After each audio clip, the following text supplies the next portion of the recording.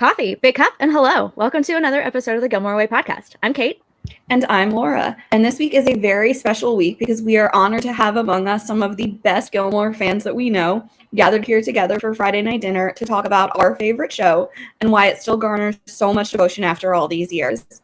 With us tonight are some amazing people we met through the FanFest Society. Go back and check out our discussions with Jenny and our FanFest recaps for more on why FanFest itself is such a special event. We will have everyone introduce themselves in just a moment, but first off, this is your blanket spoiler warning. This is an unscripted episode, and you never know what tidbits might slip out in conversation. So if you're dedicated to starting Gilmore Girls fresh, first off, what are you waiting for? But go back and watch it, and then come back when you're done binging literally the best show ever. If you want zero spoilers, we did a short primer on the show called Why Watch Gilmore Girls. And if you want mild spoilers to keep yourself going because you can't seem to latch on to the show, or if you just want a refresher on what happens because you started and stopped to watch a while ago and just need a little kickstart to get back into it, check out our Gilmore Girls 101 episode. And one last quick reminder to smash those like and subscribe buttons down below. It's fast and free, and we owe our unending devotion to everyone who does so. So if you're in the market for some unending devotion, here it is. All right, let's introduce our panel. So why don't we go around, tell us your name, where you're from, if you feel comfortable sharing. You don't have to get too specific. How long you've been a fan, that kind of stuff. So Mackenzie, why don't we start with you? Sure. Yeah. Hey, I'm Mackenzie. I live in Charleston, South Carolina. And I was an OG show watcher when it was first aired. I was probably in like middle school when the show first came out, which was a great time to start watching it. And it, continued to air while I was in high school. And then before the revival, I had always had the box set DVDs, so I would just watch them sporadically. And then before the revival is when I started like binging it again, like hardcore. We got to go, start to finish over and over again. Awesome. All right, Jessica, what about you? My name is Jessica. I live in Leominster, Massachusetts, which is north central Mass, so kind of near the New Hampshire border. I'm actually a late bloomer when it comes to Gilmore Girls. I started in 2017, believe it or not, and I watched the revival first and then went and watched all of the shows, and I binged it. I was going through a really strange time, mom, having kids, and just it was just a very strange time. And I found comfort in this show, which is why I started watching it. I still can't believe I watched it backwards. But it was mostly because at the end, I'm like, wait, that's it? Like, I need more. So at least I did have more in actually going back and watching the whole thing. So yeah, it's a comfort food for me. So yeah, I'm a late bloomer to Gilmore Girls. Same, but that is a very unusual tactic. Yes, it is. But you ended up at the same great place. So here we go. All right. And last but not least, Stephanie. Hello, my name is Stephanie. I apologize for my voice. I'm just getting over a cold. I started watching Gilmore Girls. I want to say it was around season 3 or 4. Because I moved in with a roommate. I'm from Connecticut. I'm from Vernon. I live in Vernon, Connecticut now. And I've lived in all except for the year I lived in Florida. I lived in Connecticut my entire life. And I remember moved in with a roommate, and she's like, "You have to watch this show. It's such a good show, and it takes place in Connecticut." And immediately that anyone from Connecticut hooks us. We're like, "It's a show in Connecticut. All right, let's watch." And then I was hooked. And then I remember like this was like Up TV, I think it was Up or the CW would play it constantly in repeats, and just watching it in repeats to get those first few seasons, waiting for them to come on. The big thing I remember is I was living down in the coastline, and I want to say it's KC 101, when Lorelai at April's party goes and says, tells Luke, go get the clock radio, turn on KC 101, play some music. That clip was played on KC 101 at least once an hour for years, because they were just like so excited that they got mentioned on Gilmore Girls. It was huge. And then I just got obsessed and bought the box sets, would just watch it, and then eventually became my comfort show if I was studying for classes, when I was dealing with the passing of my father. Like, it was just always on in the background. The next thing I know, I fall asleep to the show every night because it's the only way I can relax. Relatable. Yeah. So specifically, as you started getting into the show and as we rewatch, for most people, it's probably just in the fall, but I think for us, it's just year round. What has the show done for you in your personal life in terms of just echoing something that Steph, you just said, maybe some comfort that it brings you, helping you through some difficult times, maybe stressful situations? Can you talk about what it's done for you personally in your life? Like I said, it's my comfort show. Anything big happens, it's what I go to because it's there. A couple of years ago, unfortunately, lost someone very, very close to me. Somebody I'd known, my sister's best friend, known for a very long time. And it was really hard. It was very unexpected. And I remember going to my mom's house because my mom was about 15 minutes away and going like, I just can't be alone right now. And we're sitting on the couch. She says, you want to watch TV? And I'm like, yeah. She's like, what do you want to watch? And I was like, I don't know. And she goes, do you want me to put on Gilmore Girls? And I was like, yes, please. She's like, what episode? I'm like, it does not matter. Any episode you pick. And it was just, she knew that that was my comfort show. And to just always kind of there's so many things in life, so many quotes I bring up.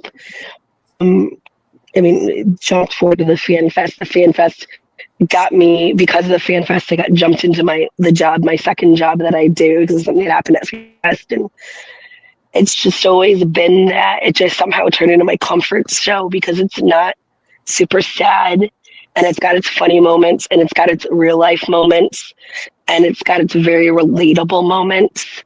And I've just, like I said, I watch it year round all the time. It's just constantly, because it just it puts me in a good place. And I know that I can just zone out and not have to pay attention to what's on the TV. If it's in the background, it's a lot of times just background noise, and it just makes me feel better. Yeah. Specifically, Jessica, anything else that you would like to add there in terms of maybe what it does for you in your life? I'm sure, echoing on a little bit of what Steph said, it brings comfort to me when I'm in a bad place, meaning, I'm feeling a little depressed, if I'm feeling sad, even if I'm feeling happy, like it brings joy to me. I have it on constantly. I have it on when I'm cleaning. I have it on when I'm cooking. I have it on when I'm doing my hair in the morning. I just have it on in the background, and just having it, I know to some people it may sound a little nutty to do, but it truly brings like calmness to me. And there are so many instances in the show where it does relate to real life. Even having, I know a lot of us are like Team Dean, Jess, or Logan. Like we've all had a Dean, Jess, and Logan in our life to some extent. So that's relatable, like teenage years. As a mom, I do have a daughter. I have a son as well, but a lot of, the relationship between Lorelai and Rory, like it's relatable in terms of being a mom, just even a woman in general. So yeah, it's brought immense comfort to me in many different times of my life than I needed it. Like I said, I started in 2017, super late to the game. But I had started working a job at that time. I was a nanny, and it was a terrible job that I was working. And I ended up leaving after a very short time. And I just became a little bit depressed about that. And I found the show, and I was like, whoa, this is making me feel better. And I just bring that into my life every day. And some people don't understand it. This fan fest you go to every year, what? Gilmore Girls? And it's just, I love it. I mean, I met Stephanie through there. Her and I roomed, was it last year, Steph? Last year in Algonquin, you were like, I'm going to come for the day. And I was like, I got a king size bed. Just come join me. And we found our place to park, and she came for that day and joined me. But yeah, if it wasn't for Fan Fest stuff, then I wouldn't be friends. Yeah, no, it's brought so many people into my life. Again, that's not really about the show. I mean, it is the show, but you know what I mean? If it hadn't been for this show, I would not have found Fan Fest, and I would not have found these people who are equally as crazy as I am about this amazing show. So yeah, that's what it's done for me in my life. Yeah. And Mackenzie, we were just so elated to get to meet you this fall in Guilford. I know this was your first time coming. Can you maybe share a little bit about what your experience was like, first time as a first time attendee, and then just kicking it back to, again, why you love the show and why you decided to attend, what it's done for you? Yeah, for sure. Well, my first time at FanFest was awesome. I think I went for like the aspects of the show, like meeting the cast and those kinds of things that, you know, I just thought were really cool as a fan. But I felt like I stayed for the people and like the friends I made there. It's cool because, you know, now we're friends on social media, and it's like the people that I met were not just like the people where it's like, well, nice to meet you, like, see you never again. But it was like, wow, I feel like we could be lifelong friends. And we talked about like doing trips together in the future. And I would meet other people that had been to FanFest for years and years. And one lady was telling me like, yeah, I actually met like a group of my best girlfriends coming to FanFest, and this is our last year doing it. Now we're just going to do other girls trips. And I'm like, that's so cool. So I loved my time in Guilford for that reason. I wasn't necessarily expecting to make those connections, especially because it was me and my mom together. So it's like two different age ranges, and we didn't really know what to expect, but we just connected with people so easily. And actually my mom, she's my family is like all hippies, and she was like, that was the only thing I've experienced as close to that, like as far as a vibe, was going to a Grateful Dead show back in the day. Like just the like energy of people, which I loved. I'm like, yeah, these are totally my people. So I love that. As far as what the show has done for me, I would say, not saying anything super new from what Stephanie and Jessica have already said, but just like when you were talking about the comfort that it brings to you, I totally agree with that. And it's not really a show where it's like, wow, I've learned so many valuable life lessons. Like I wouldn't necessarily say that. And it's funny because so many of the characters get so much hate online. Like it doesn't matter who it is. Everybody has a problem with every character. But I also love the characters. Like I love the character growth we get to see in the show. And I also, you know, I've heard people say, like, I'm sure y'all have heard this too, like no plot, just vibes about Gilmore Girls. And I don't agree with that. Like, I think it's actually a really good plot, and I love watching the plot every time I watch it, but I totally get the vibes from it. And I think that's why I love watching it. Like, it's just so cozy and so comforting, and similar to what Jessica and Stephanie said, just like I have watched it during hard times in my life, like when you just need to escape mentally and like put something on, and it's always my go-to because it's cozy, it feels like home, you know the characters, you love the characters, and the plot isn't too sad or too dramatic. Like there's interesting things happening, but it's just enough to tolerate. Not like one of those shows where like your heart rate is like, you know, pounding. You're like, oh my gosh, if I don't watch the next episode right now, I'm gonna have a heart attack. Like those are some of the reasons that I like it. Yeah, I just finished Breaking Bad with my fiance, and like that is just the complete opposite of Gilmore Girls. I had to like turn on Gilmore Girls after that to bring my heart rate back down. I was like vibrating for hours. Yeah, that's exactly what I was thinking. I didn't want to like throw Breaking Bad under the bus, but like that's exactly what I was thinking when I was saying that. Yeah, I mean it's a 10 out of 10 episode of television, but Ozymandias will like keep you awake at night. Yeah. But Gilmore Girls will not do that. No, it'll soothe you. It's definitely like the comfort show. Like you can put it on after anything and be like, okay, I can breathe. I can just like sit back and enjoy. Nothing's gonna happen that's gonna shake up the world. It's just pure escapist. It is. And I also would say too, I'm pretty mindful about like what my kids watch or see me watching even. And it's not something where I ever feel like, oh, turn it off. Like some of those shows that I watch, like even reality TV, like I love binging like Love is Blind and some of those stupid shows, but it's like that I don't want them to see. But Gilmore Girls, I'll even have on like my little 2-year-old daughter, like, and she'll kind of like stare at the screen like, what the heck is happening right now? But I don't mind. I think it's totally fine for her to watch. That's adorable. Yeah. So follow-up question, and I'll start off with Jessica on this one. In your mind, what makes a great Gilmore Girls episode? Oh my goodness. Oh my gosh, that's a tough question. A great Gilmore Girls episode. So I tend to love the holiday episodes. I just got the chills talking about it. Like the Thanksgiving where they're hopping from home to home and they're eating. It embodies like everything that this show is about. It's quick-witted. I guess what makes a good Gilmore Girls episode would be that the quick wit, the banter, the fast-paced talking. And I feel like that Thanksgiving episode like is kind of like one of the perfect episodes because it shows all of that, a little bit of everything. So to me, it's the quick, exactly what I said, like quick talking, the quick witted. Sorry, my dog is barking now, of course. I apologize. So yeah, to me, that's what makes a perfect episode. Mackenzie, what do you feel in terms of what you enjoy most about the show? What is a perfect Gigi episode?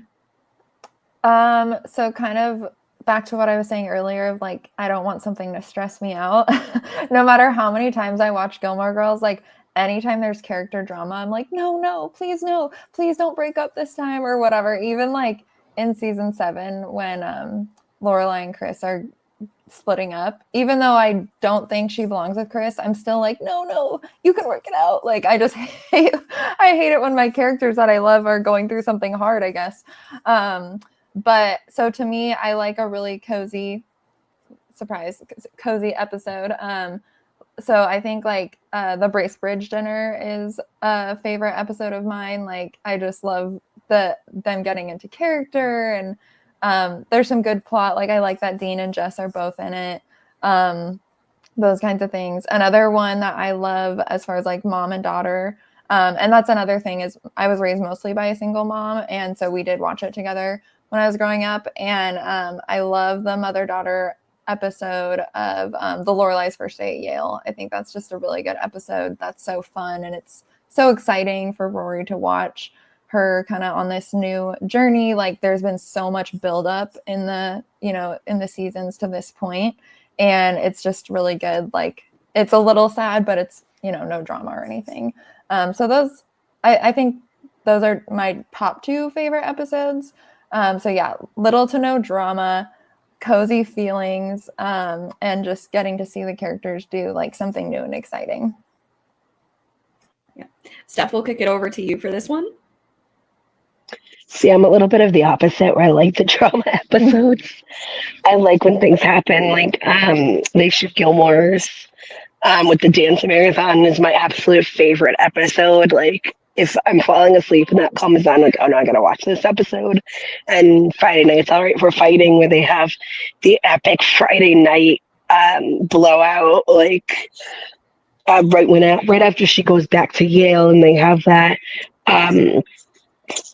So I like those drama-filled episodes, but I also like the comfort episodes, like the deep fried Korean Thanksgiving is such a good episode because there's drama involved and there's so much happening, or the Post Society. I think there's a little bit of everything, so it's really hard. Like I have my favorites, and same thing with like the holiday ones are really nice, and but I do tend to like, and I didn't realize it until Mackenzie mentioned it. I was like, oh, I really do like those drama episodes. I'm like, wow, I feel really called out on that. I didn't realize that I love them, but I do, because there's just so much, it's such a different dynamic, and there's so much happening that they're just so cool to watch. And part of it is the direction. Like there's so much that goes into those episodes, and they're so beautifully filmed and so beautifully directed that if you blink, there's a few episodes where I feel like if you blink, you miss something, and that every once in a while I want to watch those specific episodes because I feel like I'm going to miss something if I don't, where the rest of it I feel is like comfort food, and those are like, all right, I've had my comfort food, I've had my pizza, I've had my Chinese food, now I need something a little special. And that's where my drama episodes come in, is a little bit special, with the exception of when Luke and Christopher fight on Christmas. I hate, hands down, worst scene in the entire series. Hate that scene. Again, I like the drama, but that scene just, oh God, I hate it every single time when they fight in the square and knock everything down. It's just, that's a little too much drama for me. Yeah, but you bring up some interesting moments where the drama is really juxtaposed with comedy. Even like the end of They Shoot Gilmore's has Rory and Lorelai in an embrace with Kirk running around them to Eye of the Tiger, like with his trophy in the air. And the fighting in the town square it's just so absurd with all of the like tinkly Christmas music in the background. And I think bad. It's one of the most brilliant things is that they were able to sort of like take the sting out of those really difficult, dramatic moments. Even in an episode like The Reigning Lorelei, where, you know, a tragedy strikes, there's still so much comedy in that. And people are still, you know, throwing one-liners and zingers. And it makes it so that you're not just like stuck in the moment for too long, and they snap you back out of it with a laugh. So I think that's something special about the show. Yeah. Jessica, do you have any favorite episodes that just you really go to when you just want to turn it on and just say, like, I mean, obviously, again, across the board, every episode is great, but just go-to ones for you? So my absolute favorite episode, and I feel like not everyone would agree with me, is You Jump, I Jump, Jack. There is something so dreamy about that episode. And you can really, like, that's when her and Logan really, you can feel like, okay, there's a spark there. There's a connection. It's happening. That's, to me, like the best episode. I just, when they jump, it's like, wow. I don't know. I have to pause what I'm doing. If I'm doing my hair, I'm like, nope, I need to watch this when they actually jump. And they're holding hands, and just the whole episode of her, you know, them being in the woods and the twinkling lights. And it's just so dreamy for me. That is probably my all-time favorite episode. And I'm going to go out on a limb here and say that I absolutely loved Luke and Lorelei's wedding in the revival. I don't care what anyone says. I know a lot of people said that they needed to get the wedding that they deserved, but I loved how it happened. I loved how Kirk decorated the square and how it was just, I don't know. I think it was perfect.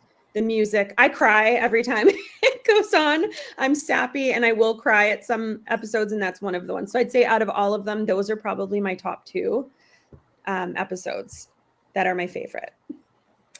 Jessica, I have a feeling that you are Team Logan. I am not actually. I'm Team Jess, believe it or not. I am Team Jess. I feel like we are all team one of the three at some point in our life.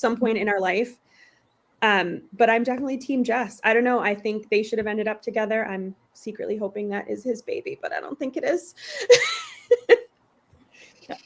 Well, Jessica, but yeah, I definitely agree. I'm just going to very quickly, because we have to pose the same question to Mackenzie and Steph. Which team are you on? I am Team Dean, and I'm prepared to defend myself if anybody would like to come at me. Controversial. Yeah, I first of all, I'm just like an early seasons girl. Like, those are my favorite seasons, so that's probably why. I think Dean gets a little too much hate. Like, was he perfect? Definitely not. I think he gets too much hate. And this is not counting season 4 in my mind. That whole thing was ick. But I think as far as like boyfriends go, he's my preferred. Jess, I am very attracted to him, but do I think he was like a quality person in any way during most of the seasons? No, not really. It also, I think Jessica, you said earlier, like, we all had one of these, and I'm like, yeah, Jess just reminds me of like a toxic ex-boyfriend of mine, so it's probably why. Like, I'm probably overthinking it, but that's what he reminds me of. And then Team or Logan, I'm just like not attracted to him, so it's hard for me to like really root for him because I just don't see the chemistry as much. But I also, you know, I think he was like overall a pretty good boyfriend. But I didn't like the cheating and like the cheating, whatever. I don't know. It was just a bit much. But I have like a really interesting theory for Team Logan if we want to hear that at some point, but I don't want to talk too long. So anyways, all that to say, Team Dean. Oh, I also met Jared Padalecki totally randomly, like in a bar one night, and it like confirmed it for me. I'm like, yeah, I'm just a fan of this person. So I guess everybody, like, people have different ways of choosing as well. Like, It sounds like you're kind of like who I like better, as opposed to with me, I'm always like, who is actually like the good one for Rory? Right. And like both are kind of legitimate in their own way. Yeah, totally. It's like if I'm just picking for Rory, like I think Logan does make the most sense. Except for in the revival, I would say Jess makes the most sense for sure. But as far as who I actually like, it's Dean. Yep. And Steph? I am totally Team Jess. There's something about him there's something about him that's just like, I know he doesn't start off strong, but a teenager getting kicked out. Like, one of my favorite scenes, I love when he gets off the bus and it's the Elvis Costello song, This Is Hell, that plays. It just cracks me up every time. The fact, like, he's just, there's something about him. I think he understands her on a deeper level, where if I was picking someone for myself, Logan all the way. I think Logan is just, Matt Zucker's gorgeous and I love him.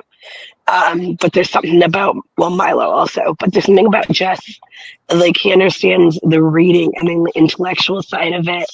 And I think Logan could understand that and kind of gets it, but not in the same way that Jess gets that with the writing and then making something of yourself. So yeah, it's changed over the years, but I think solidly Team Jess. Okay, this is a little bit off script, but now I need to know, like, if you got to pick a team for yourself, like, who would you want to end up with on the show? I will say for myself, I am Team Max. Ooh. Ooh. This is actually a really good question. I'm going to have to take a second to think about this. So let me kick it to somebody else while I... Wait, so you can pick any man that was on the show, essentially? Yeah, any guy from the show that, like, you think would be a good match for you, like, team for you. I'm not Team Max for Lorelai, but I'm Team Max for me because that English professor thing is hot. Yeah. Hmm. That's a tough question. It is tough. Yeah, There's a lot of good contenders. That's the problem. There's some that you can, like, immediately rule out. Like, who would ever want to end up with Rune? Let's be real. Gosh, no. I Loon. No, thank you. No. Yeah, I'm like, Team Tom the Contractor would come in handy. No pun intended. Like, for real, I could use him around my house. Shoot, I don't know. Tough. I mean, like, I love Jess in the revival. I feel like if I could meet Jess in the revival, like, that's who I would want to end up with. 100%. I'm with you on that one. Jess in the revival, like, as a whole new Jess, and that would be just, he's grown up so much, and I just imagine what he's done with his life in that time period, and he's just perfect. So yeah, I would do Jess I would pick revival Jess also. Yeah. I'd agree. Jess in the revival. I do like Max though, and even just meeting him in real life, he's just so I love him. Like, he is. Last year, he was like, "Hi, Jessica," and I was like, "Oh my gosh, he remembered my name!" Like, I freaked out. But he's such a nice person. He's really sweet, and his wife. I got the pleasure of meeting his wife, and she's so did I. Dog. But and yes, their puppy. Yeah, their dog was sweet, but definitely Team Jess in the revival. Like, we saw him grow up, and I actually was watching earlier the episode when Rory decides to go back to Yale, and she says, like, "Mom, I got a job at the news oh my goodness, I'm drawing a blank right now. Stanford Eagle Gazette. Thank you. I just had a blank. And that was because of Jess, like, because he went to see her and said, "I wrote a book." Like, Logan didn't try to convince her to go back. He did, and that was because of him. And I think that helped the rest of her story. So yeah, I'm still Team Jess, out real life and fake life. Yeah, I think she had the idea of going back to Yale in her head, and Logan wasn't pushing it the way Jess just kind of looked at her and called her out. I think it was kind of circling there, and she was thinking about it, and she needed someone to call her out, and he did. Yeah. Mm-hmm. Yeah. There's a part of me that says Jackson, but not, like, from a personality perspective, but just because, like, fruits and vegetables, and, like, I really enjoy cooking, so I would just have, like, free produce at my disposal. But that's not a good enough reason to get with a person. I think personality-wise, I would still just be a little too, maybe even bored with Jackson, as bad as that sounds. And as much as I am not on this person's team for Rory, I would say for myself, maybe Logan. because I really do appreciate his spontaneity, his willing to take risks and chances and just be adventurous in life. And that's really appealing to me. So I think I might actually have to go with Logan for myself. I also have to throw Kirk in there. I think Kirk is fabulous. I love him so much. He's a very hardworking guy. He is. I feel like we would never know what to expect with him and what he's doing next. And he's just so eccentric that I feel like he could be fun. I feel like I'd attend his plays though and just be like, what are you doing? Cringe would be a turn off. Hand embarrassment. Yeah, you'd get the ick real quick. Yeah, that might be a problem. I was also thinking when you were talking about Logan and like the spontaneity, I'm like, also Finn. Finn would be a really fun person to be with. I don't know that he could ever commit to anybody, and I feel like Nick Holmes is going to be really offended that nobody says Robert. No one show this to Nick. But Finn, like the Australian thing combined with like he has that like charm that's like, oh my gosh, you're so obnoxious, but like also charming and I'll still want to be around you kind of. Yeah. He's one of my favorite Life and Death Brigade guys. Yeah. We don't get enough of Robert for my liking, though. You make an excellent point. Like, if I knew more about Robert, maybe I would say Robert. I don't know. Yeah. All right. Well, that was a good question. Yeah. Really quickly, just again, we'll get back on track with what we want to actually ask about too. But just to 180 that question, a man on the show that you would never be with, go. Other than Rune? Other than Rune, because we already said him. Wait, who says Tristan? What? Oh my goodness. No, I love Tristan. We don't know what he turned into as an adult, but like, oh man, I cannot stand Tristan. Okay, this is my Styles. I have to tell you now. My theory, so you know how Tristan leaves for like military school, but it's actually for One Tree Hill or whatever? Yeah. So my theory is that he was supposed to be who Logan became. Like he was going to be the blonde dick at Yale, because I'm like, that's what he started out as, right? And like, if you look at, it's so funny because so many people are Team Logan, and I'm like, so there's so many similarities between Tristan and Logan, like womanizer and like, just so many things. And I'm like, I think Tristan would have grown into Logan had he not left for the show. That's just my theory. Absolutely. So, I agree. Yeah.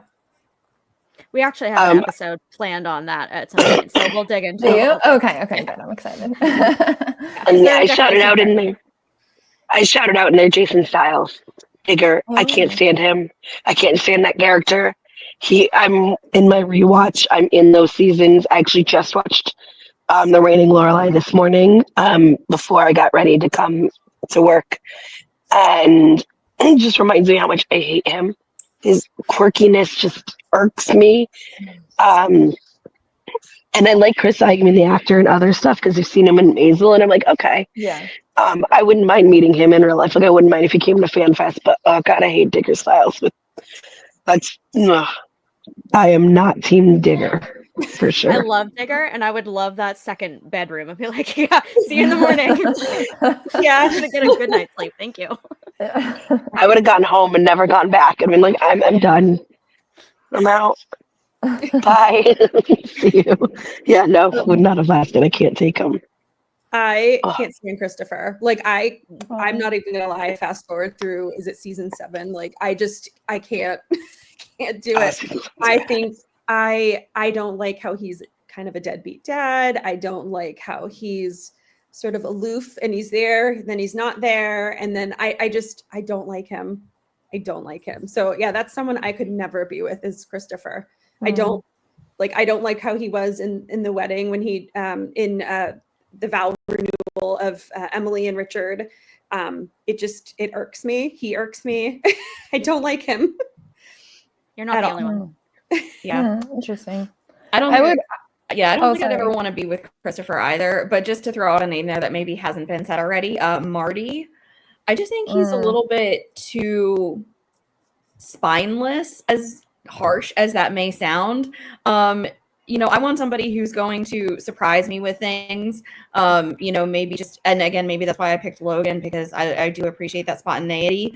But Marty seemed a little bit too much of a guy who would just not put in adequate effort to really just keep, the livelihood of that relationship going, and I would just not appreciate, I think, being with him as a person, because I feel like he would just be too complacent within the relationship and not put forth any legitimate effort. I could see that. Mm-hmm. Absolutely. Yeah. Plus, the whole thing with Lucy is so weird.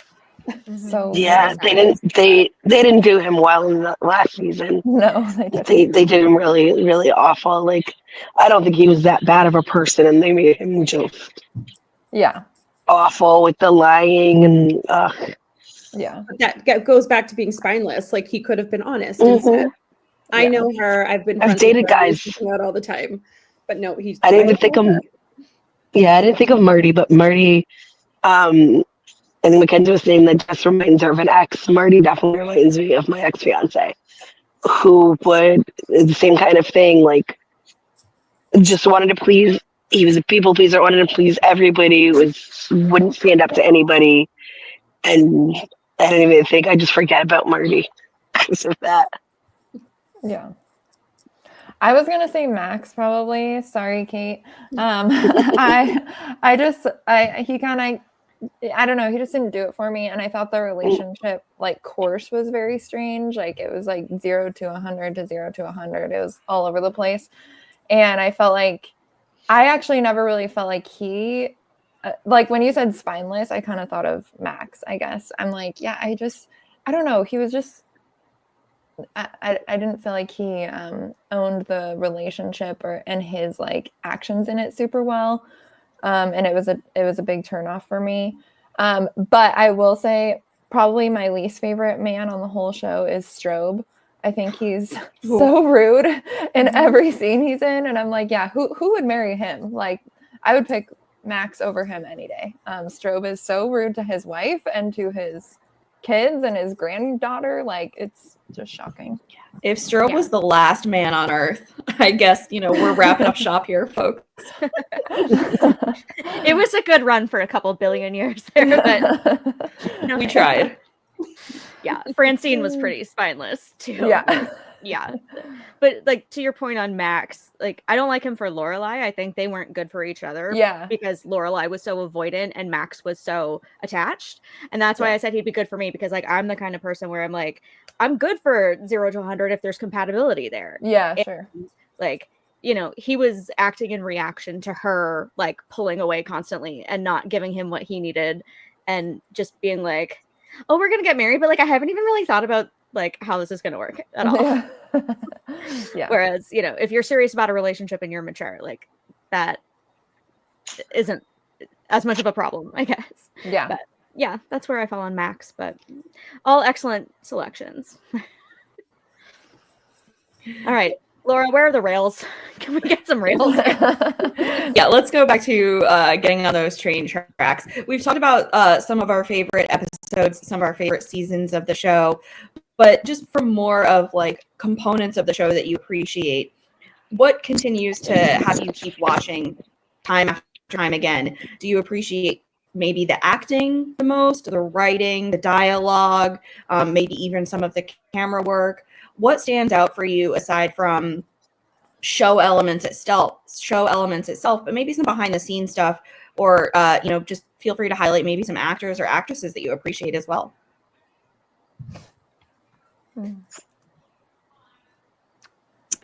I would say an element that I love is the music. I think that the lullahs and the strums and all of what's her name? Stephanie something. Sam Phillips, thank you. I was so close. Sam Phillips music. I love that in the show. And then I also love I really want to know what kind of music Amy Sherman Palladino, what kind of music she listens to. Did she just throw in everything that she loves in the show? Because it's, there's such a mix of Richard loving Chuck Berry and Lorelai loving heavy metal and Jess and Rory and the punk rock, and there's just a little bit of everything. And then Luke being a Jimmy Buffett fan, I love those little nods to the variety of music taste too, and then how we'll see some of that in the show, the very first, the pilot episode, There She Goes. or There She Goes Again, whatever it's called. There She Goes, I think. And or like in the Bracebridge dinner, which I referenced earlier, ending the episode with the Bjork song. I just love those little things. And on top of that, all the references to pop culture, I think, are so interesting. And that's something that keeps me coming back again and again, is like, you know, a lot of people, I'm sure all of you have heard this at some point, like, well, I don't like that show because they talk too fast. And I think that's so interesting, because for me, it makes it a lot more exciting to watch again and again, because I think I've watched it through probably 6 or 7 times, and I still feel like each time I watch, I pick up something new. And it's because there is so much dialogue, and then there will be pop culture references that I'm like, I have to Google, like, I have no idea what that means, you know. And even like I can't remember what episode this is, but Lorelai says something to Rory about like pulling a Menendez, and now there's like all these Menendez brothers documentaries on Netflix, and I'm like, even that, like, now I understand that reference a lot more, and I'm going to catch it every time. And yeah, I just feel like there's so much of that, and I feel like I've even learned some like interesting things I didn't know, just by Googling, like, what the heck are they talking about in this scene, like, and what is this reference? So that's something that I really appreciate. That's a great answer. Mm-hmm. Jessica, what about you? I appreciate the whole setting, the town in general. I love the gazebo. I love it. It's a town I would live in. It's like a dream town. The gazebo, the stores, how everything is so close together. And then you have the green. My mother actually lives in New Milford, Connecticut, which to me is like the ultimate like Gilmore Girl town. New Milford's right next to Kent. It borders Kent, I believe. And to me, like, that is like, oh my gosh, I could live here, but I want a house like right here next to the gazebo on the green. I love how they transform it. And every time they transform it for holidays, seasons, whether it's the summer festival, the fall festival, or the Christmas episodes with the snowmen in the town green, it's just all so dreamy to me. So I appreciate that so much. Even when they're just showing the front of Lorelai's house, like, it's just so beautiful, and it's somewhere that I could see myself living one day. I mean, my town where I live, we have like 3 or 4 gazebos. So I'm always like, oh my gosh, I kind of like live in a little Stars Hollow. And again, like, I get that feeling when I go visit my mom in Connecticut, in New Milford. So yeah, that's my favorite element of the show, is the whole set, the set design, everything, even inside the homes, or like even in the Dragonfly, you know, in the inns, it's just so well put together. And I love looking for little Easter eggs, like with the in Luke's Diner, when I'm sure you guys have seen it, where they have the little Scooby-Doo in the donut with the donuts in the diner. So it was fun to kind of search for that, because it's been in a few episodes. So little things like that you didn't notice before. And Steph, what about you? I'm a big fan of the writing and the attention to detail within the writing. Some of my favorite quotes come from the shows, like "What she tackles, she conquers." When I got my bachelor's, that was on my cap. I put that on my cap because I'd gone through so much, and it's like, oh, that fits. But the attention to detail, like the fast talking, us New Englanders, we talk fast. That's just a way of life. We just go a mile a minute, and the number of times I've been told to slow down, and have to slow down and match my tone or my speed with somebody else, because we just go, go, go. So to be able to watch a show that goes that fast was always great. But the attention to details that the writers get, a lot of people don't realize a lot of these places that they mention in the show exist. When Jason Stiles is bringing up where to bring clients for dinner, they mentioned the mill on the river. That's in South Windsor, Connecticut. I've been there a few times. They mentioned like the radio station, like I mentioned, KC 101. The Gilmore Mansion being in Hartford. People who are not from Connecticut go, oh, can't be in Hartford. And I'm like, I can tell you exactly what street in Hartford the Gilmore Mansion would be on, because it is in Hartford. If you ever wonder, Google Hartford Governor's Mansion. That's where the Gilmore Mansion would be, is in that area. It is $1 million homes in Hartford. That's just mind blowing. Like, you would not expect that to be Hartford, but it 100% is Hartford. And they bring up like they talk like in that very last episode, my token and 1 year in Algonquin was that very last episode. They talk about going on the roller coasters, and they talk about going to lake compounds to ride the Boulder Dash, which is in Bristol, Connecticut.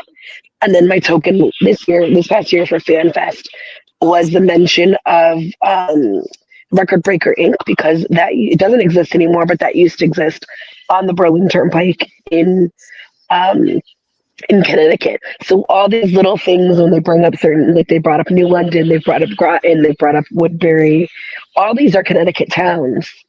And other than how long it would take to get from where Stars Hollow supposedly is to Hartford, and from Hartford to New Haven, there's no way they went that fast. And some of the highways were wrong. But a lot of places, a lot of restaurants they brought up really exist. And then it was like I was always intrigued by that, how much you as a writer they had to do their research to find these restaurants and to find these names of places, to find these record stores, and know that these are real places that really exist in Connecticut and that people can go. Mill on the River is 15 minutes from me, so if anyone ever wants to go to dinner there, let me know. I'll take you up on that probably someday. That works. It's a nice restaurant. It's a really nice view because it literally is like an old mill that sits on the river. They didn't get creative with the name.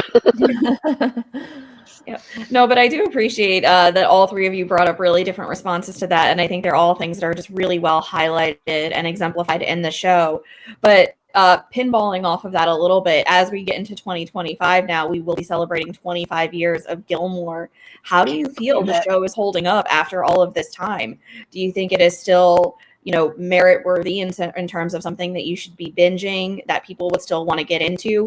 If you don't feel like it's holding up, can you tell us why not? But how do you think the show's doing as we approach 25 years of it just being a part of our lives and in the world? And Jess, let's start with you on this one. I think it's still going strong. I mean, my daughter's 10 and her friend and my daughter Olivia they've started watching it, which makes me so proud. Proud mama. They've started watching it, and I have a friend that I work with, and her teen daughter, she's 18, and she's like, she loves the Gilmore Girls.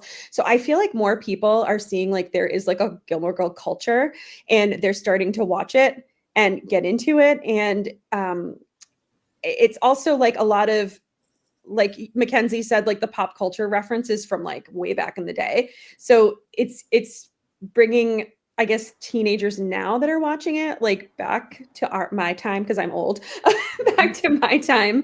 And those pop culture references, they're probably Googling them and they're like, oh my gosh, that's cool. I can't believe that happened. Or even some of the things that they say on the show, like would be so politically incorrect now for what's on TV. I'm not easily offended, so it doesn't offend me at all. But I think it's still holding strong. I think we're going to have a whole new generation of fan festers that come. We're going to start seeing a younger crowd that are getting into the show, because I think it's still holding up, and I hope it keeps going. Because if Netflix takes it down, I'm done. I think the world would implode if they did that. I think they know better. So Yeah. Someone will get the rights. It will be somewhere. Yeah, it better be somewhere, and I will, where they lead, I will follow. Yeah. Yeah, Mackenzie, what do you think about that? I agree with a lot of what Jessica said. It's funny because there are things I'm realizing, like, I'm not like a youth anymore. Like a youth, I'm not in the group of a youth of America. That's not me. And we work with a lot of college students in our full-time jobs, my husband and I. And this past summer, we went to, I think you all will appreciate this, hopefully. We went to a Blink-182 concert because they recently got back together. Yeah. And like whenever I would tell someone under the age of 30 what we were doing, they were like, and one person was like, is that a K-pop group? And I was like, oh my gosh, okay, that's depressing. Kids these days. No appreciation. Right? Exactly. But if I talk with anybody, like you said, Jessica, like over the age of like 10 about Gilmore Girls, they know exactly what I'm talking about. Like, I love that today's teenagers are still watching this show. And I think it probably speaks to how it's aging, It's like, and there is something cozy again about like taking you back to like the early 2000s, like, you know, when we all still use our home phones and I don't know, like all that kind of stuff. I love that it takes you back a little bit. Like, I think it makes me feel like, oh, I'm back in high school and like life is so simple. But I do think overall it's aging really well. Of course, there's like a few scenes where it's like, oh, I would maybe like change that wording. Like, it's funny how many like gay jokes there are in that I've picked up on, like in the, you know, seasons 1 through 7. And then like in the revival, it's like Amy Sherman-Palladino was finally able to do like what she actually wanted, kind of like, okay, we get the confirmation that yes, Michelle is gay. Like, so that's kind of interesting to watch play out. But there's some jokes like that where it's like, that's like a little, you know, I would maybe cut that out if I could, but not a lot. The only one that really bothers me is there's the R word is used once or maybe twice in the series, and that does bother me. That's a sensitive topic for me. So that I'm always like, oh, and I'm rewatching it with my husband. It's the first time he's watching it, and when that played, he's like, oh, and I was like, I know it was in 2000 though. Like, just they wouldn't do that now if they knew. But really, I feel like there's not a lot for being a 25-year-old show. Like, there's not that much like offensive content or things that's like, wow, that's like so outdated. You know, they need to shut this down or anything like that, in my opinion. Yeah. I saw Blink-182 when they got back together the first time, so I feel you there. So did I. Yeah. And yeah, I think it's weird because it's simultaneously really nostalgic and it's like a 2000s time capsule with some of the fashion and some of the references. Yeah. But it feels timeless in another way, and it's just so weird how they managed to do that. But like, yeah, It doesn't feel old in the same way a lot of shows in the 90s and 2000s do. So right. And I feel like the fashion is also like, I don't know if it's just that it's resurfacing or whatever, but there's so many outfits on there that I'm like, that's so cute. I would totally wear that now if I could find it. Mackenzie, it is. I work at a high school, so there is hope for the future. They do know who Blink-182 is. They know who like all of the pop icons from like the early 2000s, even late 90s. Like these kids. Well, first of all, the kids will be like, "How old are you?" And I tell them, and they're like, "What?" That you were like in your 20s. Like, you guys are my new best friends. But it's funny because they are getting back into that, which is also why maybe the show is still staying strong because like, again, the fashion, that's all coming back. I am literally dressing like I did when I was in high school. I graduated in 1998 and I'm like, wow, I wore this in high school and I'm wearing it again. So it's coming back. So where are the Gilmore Girls? It reminds me of when they go to Harvard and Lorelai sees those like flare corduroys and she's like, I had these exact pants in high school. I'm in again. That's how I feel. Yeah, that's how I feel, especially working in high school. Yep. I feel that. Yeah. Echoing what Mackenzie said, where there's a couple things here and there that is blatantly like, oh yeah, that's early 2000s, that would not fly. But for the majority of the show, like 98% of the show, I feel is timeless. A couple weeks before FanFest in Hartford, they had like a Pratt Street in Hartford did a Stars Hollow Saturday, and my cousin, who's in her, hard to believe that she's like 35 now because I remember as a baby, and her daughter, who's like 13, 14, her daughter's obsessed with the show, and her daughter was like, oh, can we go? And they wore matching like Stars Hollow sweatshirts to go. And then just today, my best friend has been texting me. She's in Florida.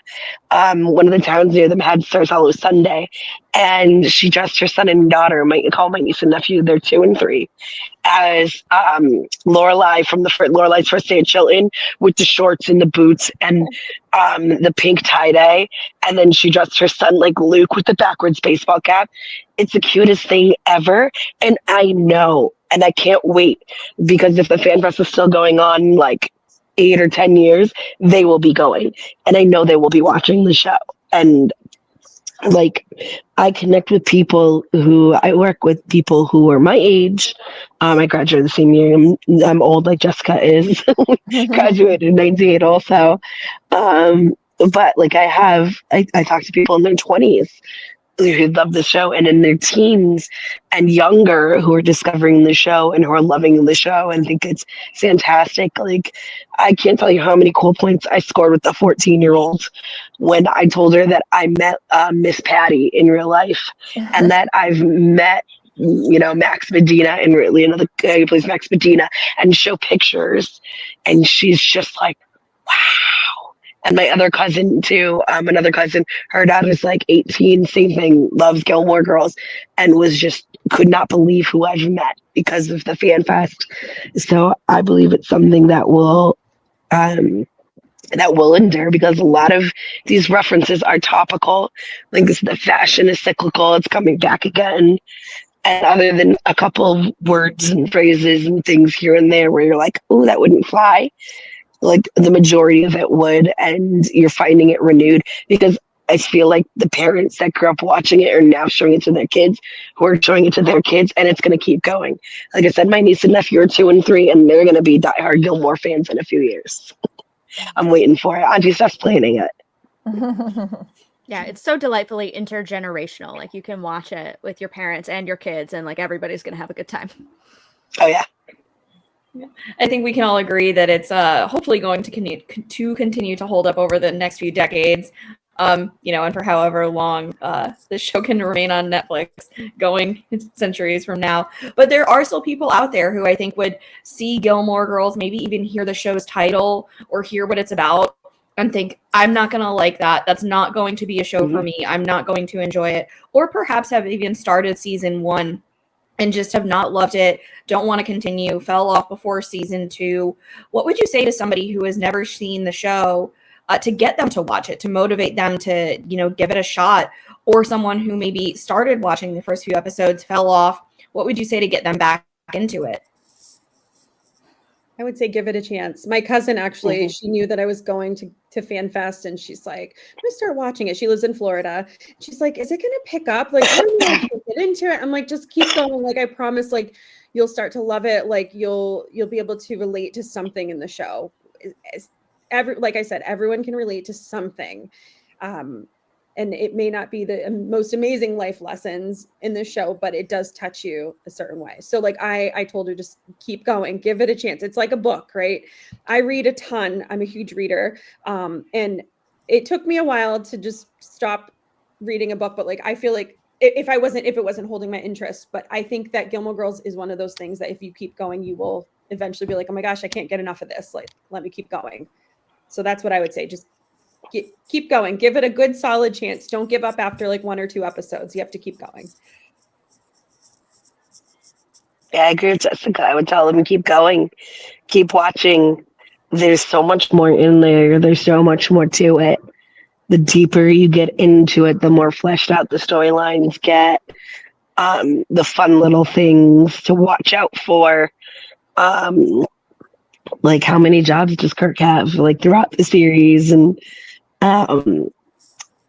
just the people that come and go and intertwine and kind of come in through it. And there's just so much for so many people in it that I would just tell them, just keep watching it. You'll find something. And eventually, I mean, I got my mom, I talked about it so much, my mom to watch through it, and like, she enjoyed it. And she's like, I see why you like it.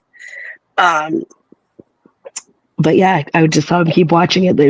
I could talk for hours and hours and describe everything to them, but I would you've got to give it a chance and just go in with an open mind. And I think once they hit like that Bracebridge dinner, the deep guide, Korean Thanksgiving, I think that's when you start to get hooked, because then you see all those things happening, like everything kind of rolling through in that season 1 into season 2.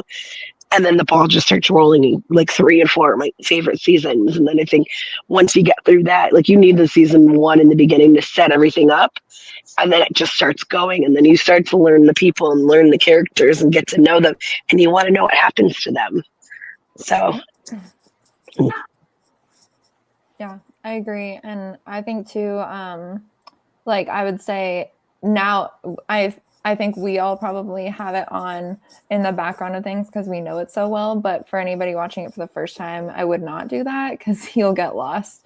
watch it, you know, like more intentionally with subtitles on, probably have snacks, have red vines and popcorn and all the good stuff. But yeah, it is funny, like how if you like give it some time, I think just what Stephanie said, like you will get hooked. And there's so many things, like now watching it, my husband watching it for the first time, like he's been dying to know what my sweatshirt means. And we actually just watched A Tale of Pose and Fire. And because the whole time he's like, Rory goes to Harvard, so like who drops out of Yale? Like that doesn't make sense. Or so many like tokens that I brought back where he was like, what does this mean? Like they're just such deep cuts, you know, where it's like you have no idea. Like we got some time. Like there's a lot to cover still. So it's really fun to like get those Easter eggs, you know. So yeah, I think give it time, but yeah, don't try to have it on in the background while you're like cleaning the house or something. Like this is not the show that you watch while you're washing dishes. Maybe like you need to sit down and like give it your time, at least the first time through. Yeah, and bouncing off of that, Mackenzie, I just want to touch on, you know, you watching it for the first time, or at least your husband watching it for the first time. Is there anything that he's telling you as a guide that he's appreciating about the show? Yeah, no, he hasn't been like, oh, this is so girly, which like, I guess because of the title, everybody would assume that, right? But it's not like, it's not a girly show by any means.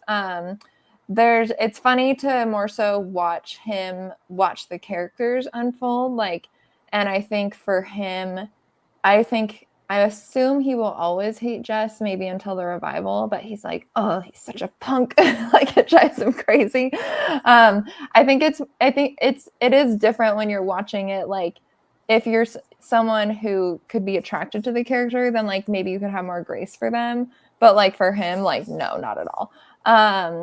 And he's like, yeah, or when I sent him the picture with meeting Scott Cohen from FanFest, he's like, oh, Max. And he's like, oh my gosh, Lorelai did him dirty. Give him my love or something like that. So I love watching, you know, because I know what's going to happen and how this is going to end. Right. Like, and so I have more of like a final product to judge the characters off of, but he doesn't. So it's interesting to watch the characters unfold. But I think as far as like gender differences, it's like also that he's not going to have any patience for some of these characters because they're attractive, like, you know, as far as the male characters go. Whereas like I might, because yeah, Jess looks really nice or whatever. Tristan looks really nice. Like for him, that just drove him crazy. So those are the main things I've noticed so far, but we're still only on season 3. So I feel like there's so much left to unfold. Has anybody else introduced their male partner to the show? Like, have you guys? I told my husband he should watch it with me, and he's like, maybe, because I think he sees how much fun we have and the people I've gone to 7 fan fests. Like this year was my 7th year. So he's seen like some of the amazing people I've met in terms of like actors. I don't tend to get like starstruck. They're just normal people like I am. But I will say like meeting Nick Holmes' wife, Virginia, was like, wow, she's like total A-lister. Like he was like, you got to meet her? I'm like, yeah. So he sees like the people. So nice too. She's really nice. Yeah. This year, like he was like, you know, maybe I'll go next year. And then my daughter's like, I'll go. And then even my 13-year-old son who's like, maybe I'll start watching the show.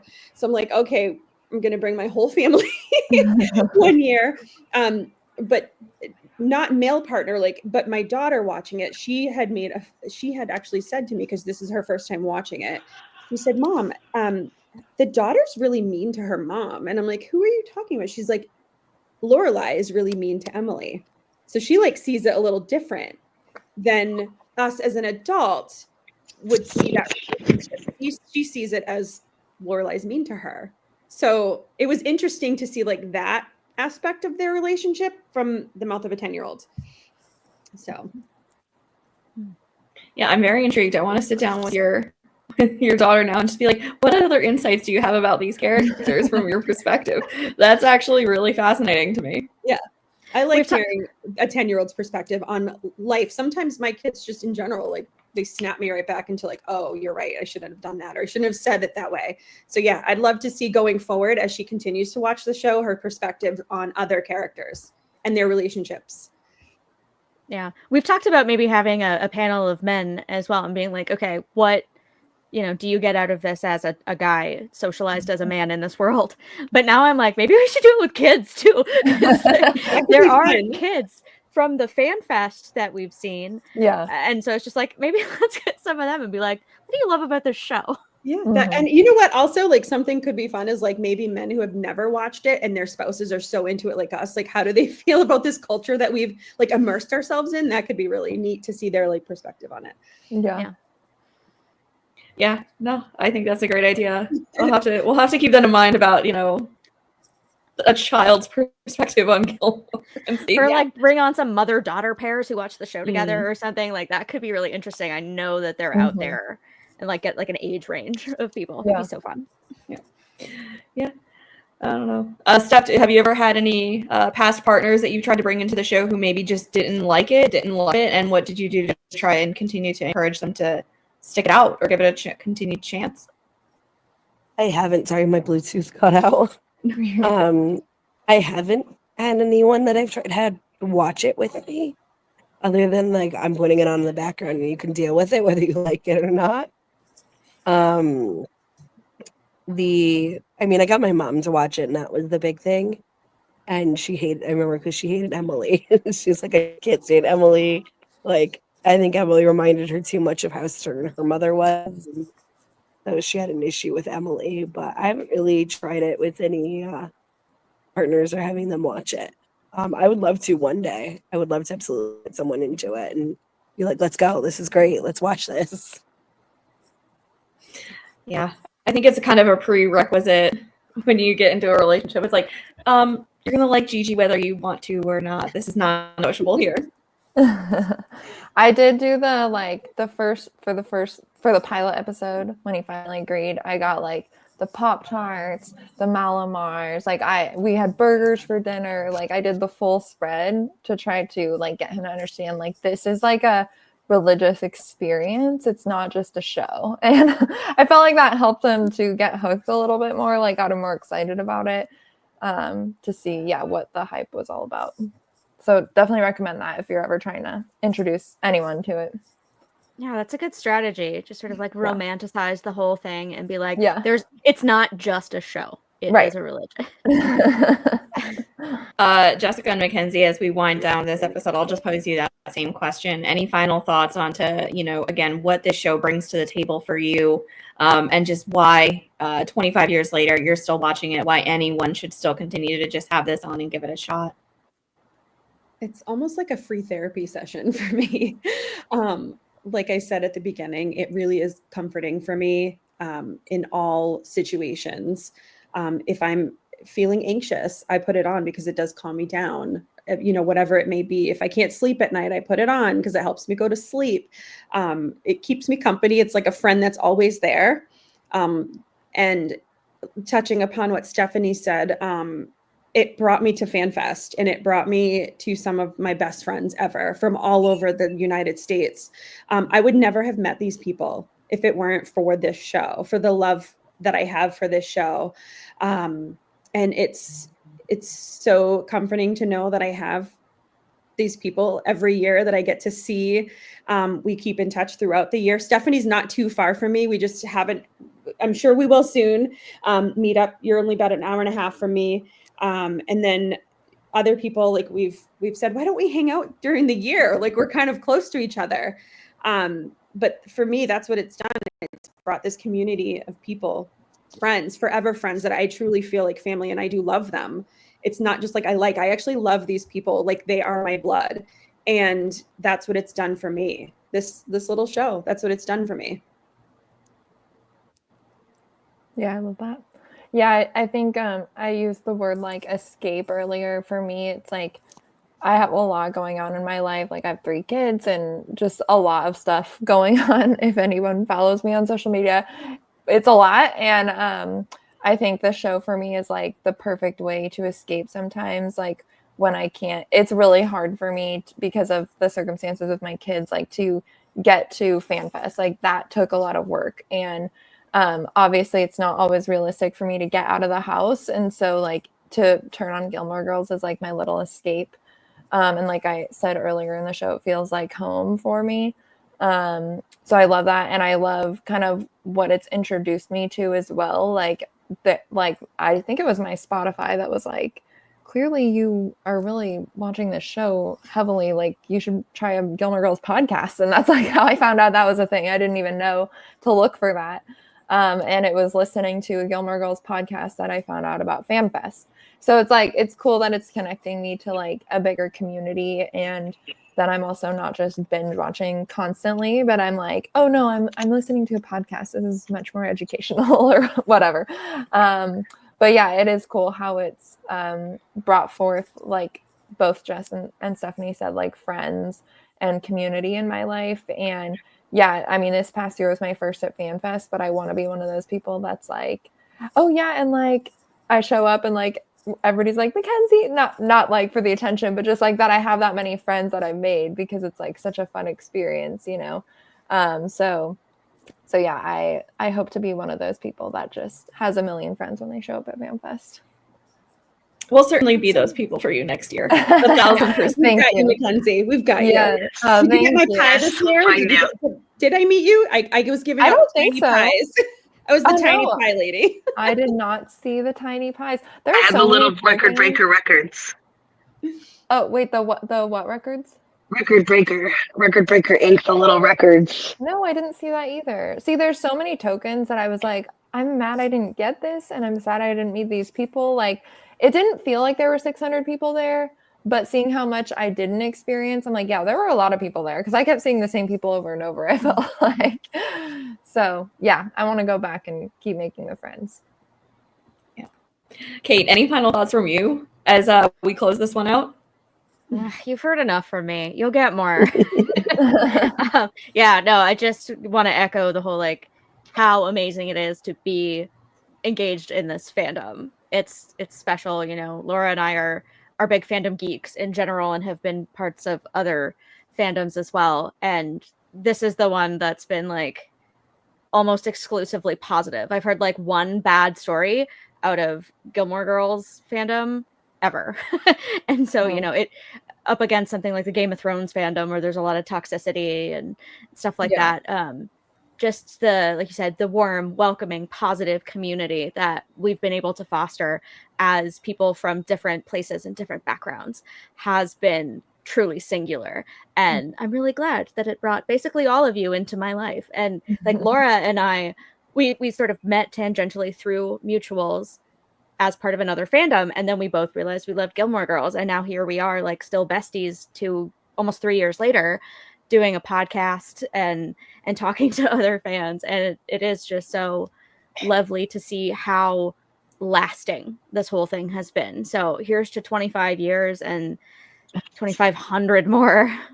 Sinus will get us there eventually, right? Here's my water. Laura, any final thoughts from you? None that you probably won't have already heard in our GG 101 episode. So definitely go back and give that a listen if you want just a really even more deep dive and extensive outline of thoughts from Kate and myself as to why we truly enjoy this show.